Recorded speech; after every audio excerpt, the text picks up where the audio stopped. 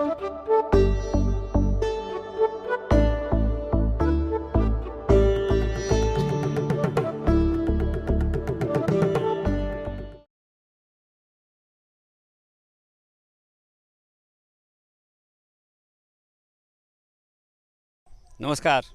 खेत खलिहान कार्यक्रम में आपका स्वागत है।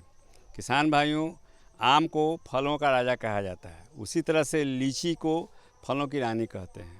और लीची को लेकर हमारे बिहार की खास पहचान है। मुजफ्फरपुर की लीची तो पूरे देश में मशहूर है।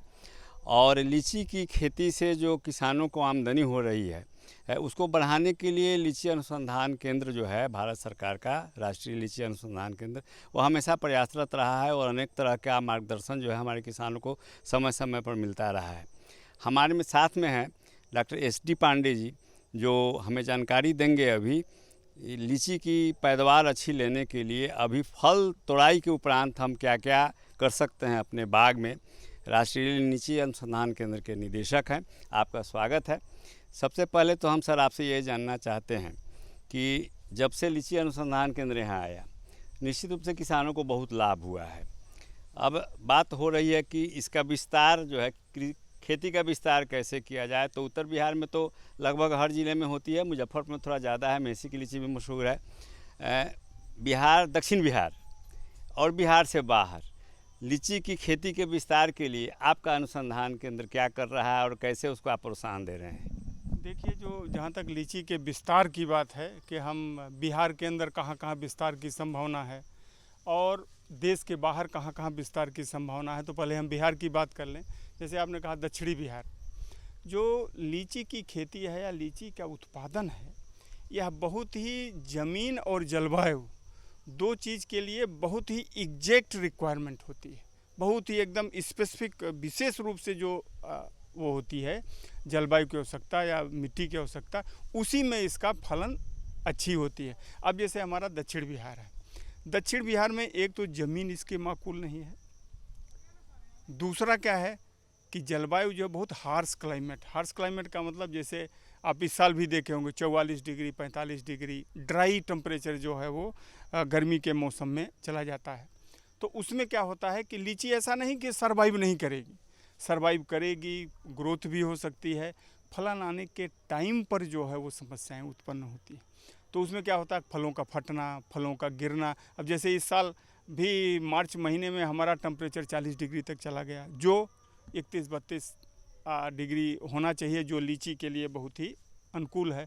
तो जो टेम्परेचर आवश्यकता है, जिसे मार्च महीने में जिस समय दाना लगता है, फ्लावरिंग आती है, उस समय 25 से 30-32 यहाँ तक के इसके बीच जो टेम्परेचर होता है उस पर बहुत, तो वहाँ का टेम्परेचर, वहाँ की ज़मीन इसके लिए थोड़ा सा उपयुक्त कम है। इस नाते अगर यह उपयुक्तता रही होती तो ऐसा नहीं, यहाँ 200 साल से जो है वो इतने लंबी अवधि से लीची का उत्पादन हो रहा था, यहाँ से दक्षिण बिहार जाने में बहुत दिक्कत का सामना करना पड़ता, ऐसी बात नहीं। अब रही देश के बाहर विस्तार की, तो जैसे हमारा बिहार है, थोड़ा हम लोग जल जमाव, बाढ़, इससे भी प्रभावित हैं। तो लीची या किसी भी फलदार की खेती की सबसे उपयुक्त जो ज़मीन होती है, ऐसी ज़मीन हो जहाँ जल निकास की अच्छी सुविधा हो, पानी न लगता हो, और बलुई दोमट मिट्टी जिसमें ऑर्गेनिक कार्बन की मात्रा थोड़ा अच्छी हो, वो सबसे उपयुक्त वो होती है। तो हम लोग क्या होता है, ज़मीन तो हमारी पूरी बिहार की अच्छी है या उत्तर बिहार की सोना है ज़मीन, लेकिन जो 4 महीना पानी की जल जमाव का होता है, उस कारण जो है वो रिस्ट्रिक्शन हो जाता है कि वही ज़मीनें उपयुक्त मानी जाती हैं अच्छी होते हुए भी जहाँ जल जमाव न हो। इस नाते थोड़ा रिस्ट्रिक्शंस इसकी उसमें होती है। और अगर नया पौधा लगाया आपने, महीना 2 महीना पानी अगर लग गया तो मरने की संभावना बढ़ जाती है। देश के बाहर की बात है, तो देश के बाहर अभी चूँकि हम लोग तो नियरली 40-42 हज़ार पौधे, 50 हज़ार का टारगेट रखते हैं, लेकिन 40, 41, 37, 39 हज़ार पौधे हर साल हमारे बाहर जा रहे हैं। तो जैसे नॉर्थ ईस्ट का है, बहुत पोटेंशियल एरिया है उसका। भी कल आसाम से 2 लोग प्रशिक्षण के लिए भी आए हुए थे, जो तेजपुर क्षेत्र से। पिछले साल भी 15,000 पौधे वहाँ जो हैं वो लगने के लिए गए हैं। इसके अलावा जो उत्तरी भारत का है, उत्तरी भारत में जो है हमारा पंजाब, उत्तराखंड और जम्मू कश्मीर। तो जम्मू वाला जो एरिया हो, और पठानकोट का एरिया जो है जो पंजाब में, और बाकी उत्तराखंड तो लगभग जितना तराई बेल्ट है सारे ज़िले जो हैं वो उसके लिए उपयुक्त हैं। बहुत अच्छी उत्तर प्रदेश में भी मुजफ्फरनगर का एरिया है, लखीमपुर का एरिया है, पीली, यहाँ पर जो है लीची का जो है वो जो हम लोगों के पास उसका है क्वेरी सबसे ज़्यादा इन्हीं क्षेत्रों से आ रही हैं, जो उत्तर प्रदेश का पश्चिमी क्षेत्र है। और बहुत सारे 100 पौधे 200 पौधे इस तरह से जो है वो वहाँ 1000 पौधे इस तरह से वहाँ जो है वो जा रहे हैं। अब पिछले साल बरेली वाले क्षेत्र के लिए हम लोगों ने 6000 पौधे दिए थे। तो वहाँ पर जो इस तरह से जो है क्षेत्र विस्तार जो हमारे सीजन के साथ है, मतलब जो गर्मी के सीजन में लीची आने वाले ये क्षेत्र हैं, उनमें इन एरिया में क्षेत्र विस्तार की अच्छी संभावना है और हो रही है, दिख रही है। दूसरा है हमारा दक्षिणी भारत, जहाँ पर हमारा दिसंबर महीने में जो है लीची की पैदावार होती है, दिसंबर महीने में लीची उपलब्ध होती है। उसमें जो है वो जो बंगलौर का एरिया है, चटली का एरिया है, वायनाड का एरिया है, यहाँ पर जो है वो भरपूर मात्रा में जो है लीची जा रही है। और आज के 5 साल पहले जो यहाँ से हम लोगों ने 2-2.5 हज़ार पौधे दिए थे, वो पौधे जो है वो फलन में आ गए हैं और बहुत अच्छी लीची पैदा उस क्षेत्र में भी हो रही है। इसके अलावा मध्य प्रदेश में बैतूल का क्षेत्र है, बहुत अच्छी अभी जो हम लोगों को विजुअल्स वहाँ से मिले किसान के, जिनके माध्यम से बहुत अच्छी लीची का पैदावार है। और यह एक तरह से नगदी क्रॉप में बहुत महत्वपूर्ण क्रॉप है। केवल हम लोगों का प्रयास होना चाहिए कि ये लाभ, जैसे 250-300 रुपये किलो लीची की मार्केट वैल्यू है दूसरे जगहों पर, तो किसानों को भी हमारा प्रयास होना चाहिए कि लाभ जो है 7 दिन 10 दिन की क्रॉप होती है, 250 से 300 रुपये किलो बाहर। इस बार तो खैर हमारे बिहार में भी बहुत अच्छा दाम मिला लीची का, और आशा है कि आने वाले समय में और जागरूकता आएगी और अच्छा उसका होगा। क्षेत्र विस्तार भी अलग सीजन के और अलग क्षेत्र के हिसाब से बहुत बढ़िया हो रहा है। आने वाले समय में और भी उम्मीद है कि इसका विस्तार होगा। जैसा कि आपने कहा कि लीची कम अवधि की फसल है, वास्तविकता भी यही है कि कम अवधि में ही लीची की देखभाल किसान अच्छी तरह से करके अच्छी आमदनी कैसे प्राप्त करें। फल तोड़ाई के उपरांत बागों का प्रबंधन बहुत आवश्यक होता है। हालांकि आमतौर पर किसान इस तरफ ध्यान देता नहीं है, लेकिन जो किसान आपके लीची अनुसंधान केंद्र के अनुशंसा के अनुसार खेती कर रहे हैं और अपने फसलों की देखभाल कर रहे हैं, तो निश्चित रूप से उनको अच्छी आमदनी हो रही है और अच्छा फल उनको मिल रहा है। अब लीची की फसल अब टूट चुकी है, खाली फल जो है उसका पेड़ पर नहीं है। कुछ कृषि कार्य तो किसान पहले ही कर चुके हैं, कुछ लोग कर रहे हैं अभी। तो फल तोड़ाई के उपरांत जो सबसे महत्वपूर्ण काम, उसमें 2 बिंदुओं पर आपका ध्यान जाता है, प्रूनिंग, छत्रक प्रबंधन और खाद वगैरह का प्रबंधन। उसके बारे में कुछ जानकारी चाहेंगे? देखिए, ये इस समय तुड़ाई के बाद के 2 ही महत्वपूर्ण कार्य हैं। एक पहला काम है जो है कटाई छटाई का, और दूसरा काम है पोषण प्रबंधन का, खाद और उर्वरक देने का। तो जो कटाई का कार्यक्रम है वो बहुत महत्वपूर्ण है।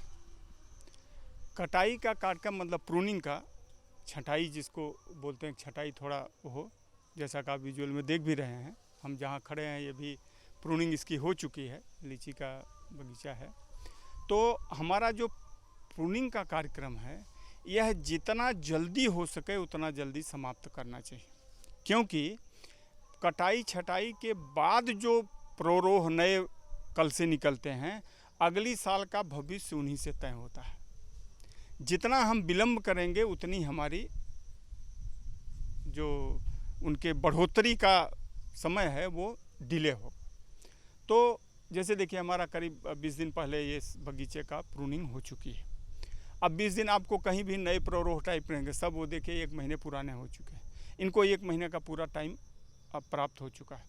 तो जो भी कटाई छटाई करना है, हम तुड़ाई के साथ कोशिश करें कि जो लोग तुड़ाई कर रहे हैं उनको भी ये इंस्ट्रक्शन दें कि अगर नॉर्मल रूप से पौधा पिछले साल अगर अच्छी ढंग से आपने मेंटेन किया हुआ है, तो अगर केवल फल के साथ जो टहनी है 15 से 20 सेंटीमीटर अगर जो है टहनी के साथ फल को तोड़ ले, तो आपका प्रूनिंग का काम समाप्त हो जाता है। उसके अलावा फिर बचता है वो डालियाँ जो अंदर की तरफ हों, जो सूर्य का प्रकाश होने में बाधक हों, कोई सूखी डाली हो, कोई बीमारग्रस्त डाली हो, उन सबको हटा के पौधे को भार मुक्त कर देना चाहिए, और इसके बाद ही पोषण प्रबंधन पर ध्यान देना चाहिए। और जहाँ तक उसका है कि हमारा जिस दूरी पर हमने लगाया है पौधे को, मान लीजिए 10 मीटर बाई 10 मीटर पर लगाया है या 8 बाई 8 मीटर पर लगाया है, तो हमारा जो दोनों तरफ का फैलाव है वह एक दूसरे के ऊपर जो है वो नहीं होना चाहिए। तो उस जो बीच की डक्ट है, जो दो पौधों के बीच का एरिया है, वो इस अवस्था में 1 से 1.5 फीट खाली होना चाहिए। उतना डक्ट जो है इस पार से उस पार बगीचे के खाली कर देना चाहिए। और जो बीच का पोर्शन है उस पर सूर्य का प्रकाश आने की व्यवस्था होनी चाहिए। इसके अलावा बताया आपको 10 से 15 सेंटीमीटर जो डालियां हैं फल के साथ तोड़ देनी चाहिए। तो ये कार्यक्रम छटाई का जो है यह बहुत ही लाभदायक है अगली फसल के लिए। पोषक प्रबंधन की जहाँ तक बात है, हमारे किसान करते हैं कि जड़ के आसपास ही मिट्टी की कोड़ाई कर देते हैं और उसमें डाल देते हैं उर्वरक, जबकि हम देख रहे हैं आपकी एक निश्चित दूरी पर चारों तरफ से आपने गोलाकार जो है मिट्टी को हटाकर उसमें खाद डालने का काम किया है। तो किसान को इसमें क्या सावधानी बरतनी चाहिए, और जब खाद डालेंगे तो ये जो गोला रिंग बनाएंगे हम उसमें, तो वो कैसे बनाएंगे, और खाद जो देंगे उसमें कंपोस्ट की मात्रा, उर्वरक जो है रासायनिक उसकी मात्रा कैसे डालेंगे? देखिए, जो पोषण प्रबंधन लीची के लिए है, अगर आपका 15 साल के ऊपर के पौधे हैं तो चाहे वो 15 के हों, 20 के हों, 25 के हों, 50 को, सबके लिए एक मात्रा दी जाती है। 12 साल 15 साल के नीचे के अगर पौधे हैं तो उनमें थोड़ा वेरिएशन की आवश्यकता है, थोड़ी मात्रा कम उसकी आवश्यकता है। 15 साल के बाद जो है माना जाता है कि एक उत्पादन का जो है या यील्ड का जो उत्पादन है वो स्टेबलाइज हो जाता है, स्थिर हो जाता है। उसके बाद लगभग उतना ही उत्पादन होता है, तो मात्रा भी उतनी ही लगती है। अब लीची के लिए कितनी मात्रा की ज़रूरत है, तो पहले मात्रा समझ लें, फिर व्यवस्था की बात करते हैं। तो जो मात्रा है ये लगभग हमारा अगर 15 साल का पौधा है तो किसानों के लिए जो मोटी मात्रा की बात है, 1 kilo urea, 1 kilo potash, 1 kilo DAP, ये 3 मात्रा जो है, अगर आपका पौधा बहुत स्वस्थ है, आपने गोबर की मात्रा पिछले साल FYM या चीज़ों का अच्छा दिया है, पौधे में किसी तरह की उसके, तो थोड़ी मात्रा आप कम कर सकते हैं। आप 750 की मात्रा का उपयोग कर सकते हैं, वरना 1-1 kg तीनों फर्टिलाइज़र का वो उपयोग, और प्लस आपको गोबर की खाद सड़ी हुई 50 से 60 किलो का उपयोग कम से कम होना चाहिए, और 2 से 2.5 किलो नीम की खली का।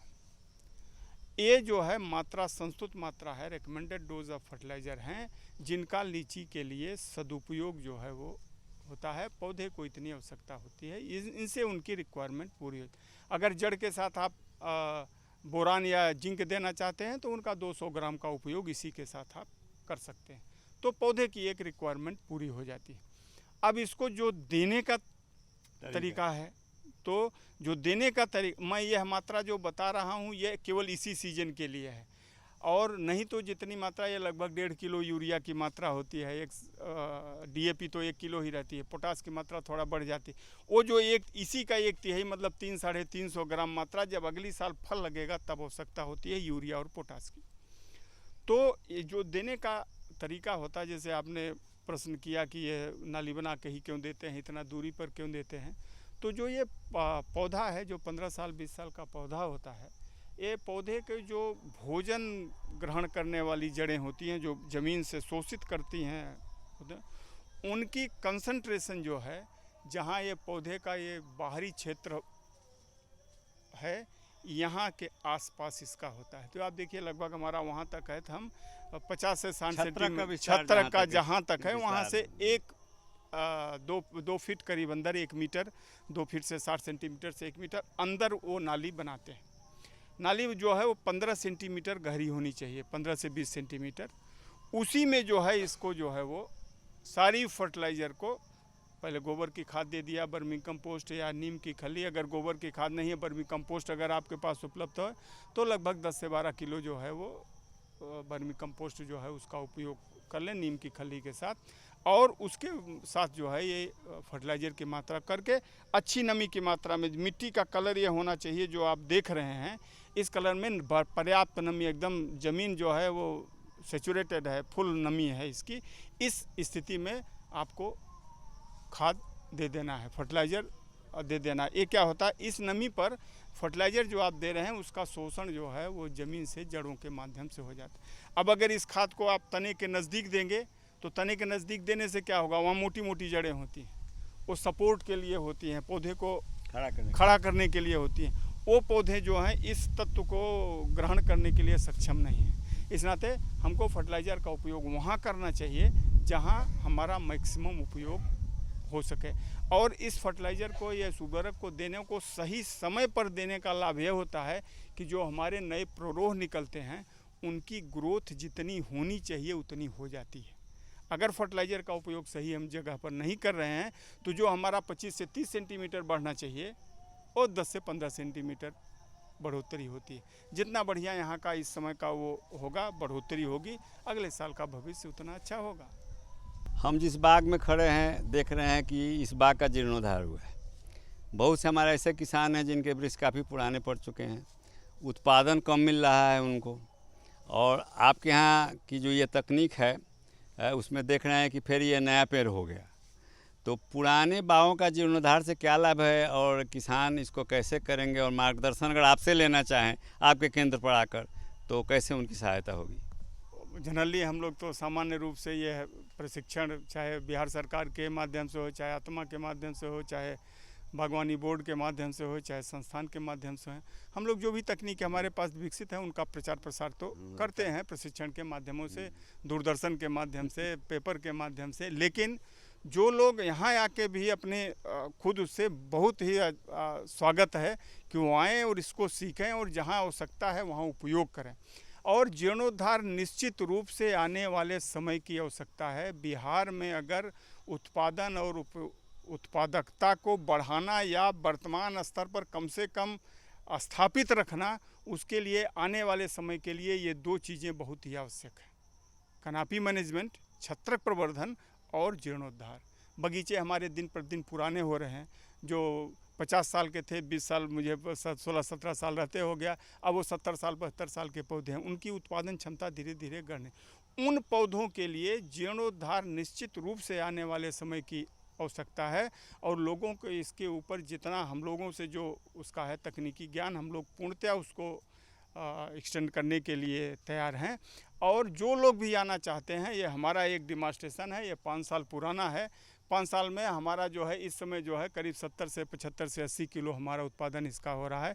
जिस समय हम लोगों ने जो रेजुमिनेट किया था 6 साल पहले, उस समय इसका उत्पादन 15 किलो 20 किलो, और पौधे का रूप जो है कोई डाली इधर है, कोई डोला, ऊंचाई पौधों की बहुत ज़्यादा है। तो उन सब चीज़ों का भी समय जो है एकदम मैनेजेबल कंडीशन में यह बगीचा और 75 से 80 किलो यील्ड दे रहा है। और आपको यह भी मतलब एक जानकारी के उसमें है कि बहुत ही स्वस्थ फल होते हैं और एकदम मतलब जिसका कहते हैं ना उच्च गुणवत्ता वाले फल प्राप्त होते हैं। और साथ ही साथ हमको धीरे धीरे जो है कुछ चीज़ें बगीचे के प्रबंधन, जैसे ये देखिए पत्ती नीचे गिरी हुई है सब बगीचे में, आप अगर ध्यान दीजिए, इन पत्तियों को अगर बगीचे में केवल हम स्थापित रखते हैं, यहीं पर अगर ये रहें, केवल ज़मीन में अगर बदलती रहे, मतलब दबती रहे, सड़ के अगर खाद होती हैं, तो हम पोटास और फास्फोरस की मात्रा को जो है 25 से 30% जो है वो कम कर सकते हैं। केवल मात्र हो कि जो घास फूस पत्ती सब है ये हमारी इसी में टर्न डाउन हो, इसी में पलट दी जाए ज़मीन के साथ, इसी में सड़ेंगे तो हम फर्टिलाइज़र के और बहुत सारे माइक्रो न्यूट्रिएंट हैं जिनकी बहुत सूक्ष्म आवश्यकता होती है। ये पौधा अपने लिए बनाता है, इन पत्तियों में जो बचता है वो संरक्षित होता है, वहाँ से फिर ज़मीन में आता है, ज़मीन के माध्यम से फिर पौधे को प्राप्त होता है। हमको उन माइक्रोन्यूट्रिएंट को अलग से देने की आवश्यकता नहीं होती है, केवल जो मुख्य खाद है यूरिया पोटास और DAP फास्फोरस, उन्हीं को देने की आवश्यकता होती है। जीर्णोद्धार में मशीन की ज़रूरत पड़ती है या बिना मशीन का भी यह काम किया जा सकता है? देखिए मशीन की ज़रूरत तो मतलब पौधे को कटाई से मतलब कितना सुंदर कटाई हम कर सकते हैं। मशीन से करने में क्या होगा कि मशीन से करने में ये होता है कि हमारा समय की बचत हो जाती है। जल्दी से आपका वो जो 50 पेड़ काटना है 2 दिन 3 दिन में जो उसका कहता है, आरी से या उससे काटने में जो है लकड़ी को, उसको ऐसा नहीं कि उससे कोई बहुत नुकसान की बात है, समय की ज़्यादा उसकी वो होती है। लेकिन ऐसा नहीं कि जो सुविधा हो उस सुविधा से उसको जो है कटाई छटाई कर सकते हैं। बल्कि केवल कोशिश ये करनी है कि जीर्णोद्धार करने के टाइम पर कटाई की ऊंचाई जो है वो बहुत आवश्यक है। वहाँ लालच नहीं होनी चाहिए कि वो थोड़ा और ऊपर से काटें तो पौधा, ऐसा नहीं है। वो ये 2 से 2.5 मीटर के बीच जहाँ डालियों का वो मिले, आपको उसी डालियों को 1-1 फीट छोड़ के जो है उनका जो है वहीं से हेड बैक कर दें, वहीं से कटाई करें उनका, जिससे छत्रक बहुत अच्छा बने। मीली बग भी एक समस्या है, आम के लिए तो खैर है ही। हाँ। और हम समझते हैं कि लीची भी कुछ न कुछ प्रभावित होती होगी, दीमक वगैरह भी जड़ में लगता है, तो उसकी देखभाल के लिए किसान देखिए क्या ऐसा करें? है कि जो लीची मिली बग वगैरह जो है सब चीज़ों का है, तो उसके लिए एक समन्वित प्रबंधन की ज़रूरत होती है। और हालांकि वो लीची का कीट नहीं है, वो आम के उस पर होता है, क्योंकि आम बिहार में हम लोगों का आम के साथ लीची का वो बगीचे और सब मिले जो एक साथ मिले हुए हैं, इस नाते उसका प्रकोप इस पर भी होता है, उन्हीं बगीचों में होता। अन्यथा मिलीबग का प्रकोप लीची पर जो है बहुत ज़्यादा उसका वो नहीं होता है। और लीची के मिलीबग के लिए इस समय तो जो उसके लिए प्रक्रिया होनी चाहिए, खेत की जुताई वगैरह जो है वो बढ़िया से कर दीजिए। तो इस समय मिलीबग के अंडे ज़मीन के अंदर ही रहते हैं। वो मिलीबग का जो एडल्ट है, मादा जो है वो ज़मीन में ही अंडे देती है।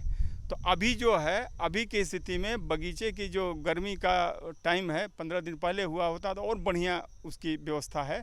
अगर इस समय भी अगर नहीं तो इस समय भी कम से कम जुताई कर दें, तो जो भी ज़मीन में विकसित होने वाले कीट हैं, अंडे बच्चे जो हैं, उनका सब सफाया हो जाएगा। ज़मीन खोल देने से क्या होता है, चिड़िया वो सब जो नए कीड़े हैं या अंडे हैं उनको सब उठा लेती हैं, और नहीं होता है तो धूप वगैरह से वो नष्ट भी होता है। ये प्राइमरी हुआ।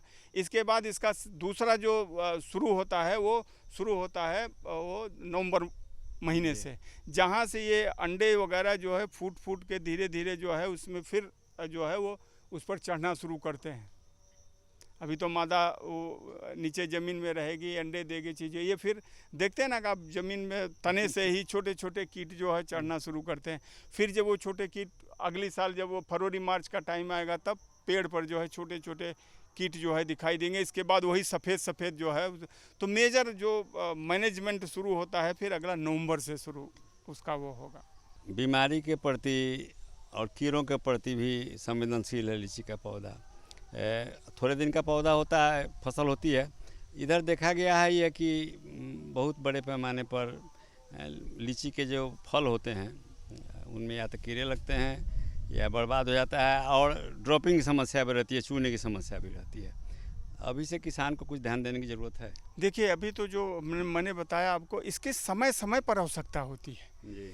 जैसे कीड़े का हमको जो लीची गिर रही या चीज़ों का रही, इस बार हम लोगों ने फरवरी से जो है अपना अभियान शुरू किया था, और सलाह के माध्यम से, पेपर के माध्यम से, दूरदर्शन के माध्यम से, डिजिटल उसके माध्यम से, सारे चीज़ों से फरवरी महीने से लेके और 15 मई के पहले तक, 10 मई पहले तक वहाँ प्रबंधन की ज़रूरत होती है। तो वो चूँकि उस समय की आवश्यकता है, अभी की जो आवश्यकता है ज़मीन की खूब बढ़िया जुताई हो, जिससे कीड़े बीमारी जिसका हमको साल भर अब ये करना कि समय समय पर दवाओं का या चीज़ों का उपयोग करना है, जिससे उनका जो अब वो कीड़े जो है फल टूट गया, अब वो कहीं न कहीं पराश्रय लेंगे, कहीं न कहीं वो व्यवस्थित होंगे, उस व्यवस्था को किसी न किसी तरह से भंग करना है। उसके लिए अभी अगर खेत की जुताई कर देते हैं हम, तो बहुत सारा जो है वो कीड़े के वो जो अंडे बच्चे हैं ये ख़त्म होंगे। बारिश जैसे ख़त्म होती है वैसे एक दवा का छिड़काव हम लोग के बाद अभी कोई दवा अभी दवा का छिड़काव जहाँ बहुत स्पेशल कोई अगर वो दिखता है तो सलाह लेके की जा सकती है, वरना अभी की कोई आवश्यकता नहीं है। अब इसके बाद जो आवश्यकता पड़ेगी, जैसे बारिश ख़त्म होती है तब उसकी जो है छिड़काव की आवश्यकता है, पौधों पे चूना लगाने की आवश्यकता है, बोडो मिक्सचर की आवश्यकता है, एक छिड़काव की आवश्यकता। सितंबर अक्टूबर महीने में जो है पत्तियां खाने की बीमारी जो है, कीड़े जो है बहुत समस्याग्रस्त होते हैं, वहाँ पर एक छिड़काव करने की ज़रूरत है। वहाँ सब छिड़काव करने से होगा कि इनको स्थान नहीं मिलेगा, ये अपना व्यवस्था नहीं कर पाएंगे, स्थिरता नहीं, अंडे नहीं दे पाएंगे, जाड़े भर कहीं कहीं पराश्रय लेंगे, वो नहीं मिल पाएगा। फिर फरवरी माह से अगर आप एक्टिव हैं तो अगले साल की फसल उत्तम होगी।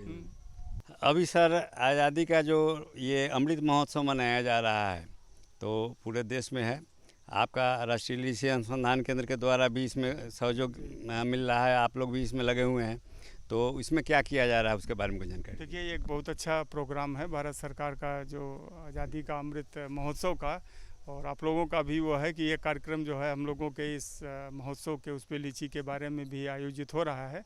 तो हम समझते हैं कि इसका भी लाभ किसानों तक जो है आज़ादी का अमृत महोत्सव के माध्यम से, इस दूरदर्शन के माध्यम से देश के सारे लोगों को, विशेष रूप से बिहार के सारे लोगों को ये जानकारी उपलब्ध होगी। और हमारे यहाँ इस उसमें कार्यक्रम में जब भी कोई तकनीकी उसकी ज़रूरत है, आपका स्वागत है कि सारे लोग आके सलाह ले सकते हैं। किसान भाइयों, लीची की फसल जो है, जो आपको उसके देखभाल के लिए क्या करना है, इसके बारे में एक विद्वान वैज्ञानिक जो राष्ट्रीय लीची अनुसंधान केंद्र मुजफ्फरपुर के हमारे साथ हैं, उन्होंने आपको जानकारी उपलब्ध कराई है। हम आशा करते हैं कि इनके द्वारा जो दी गई जानकारी है निश्चित रूप से लीची की बागवानी में आपको मदद करेगी। किसान भाइयों, हमारे खेत खलिहान कार्यक्रम का अब समय समाप्त हो रहा है। मिलते हैं खेत खलिहान के अगले अंक में। तब तक चाहेंगे अनुमति तो दीजिए हमें इजाज़त और बने रहिए डीडी बिहार के साथ। नमस्कार।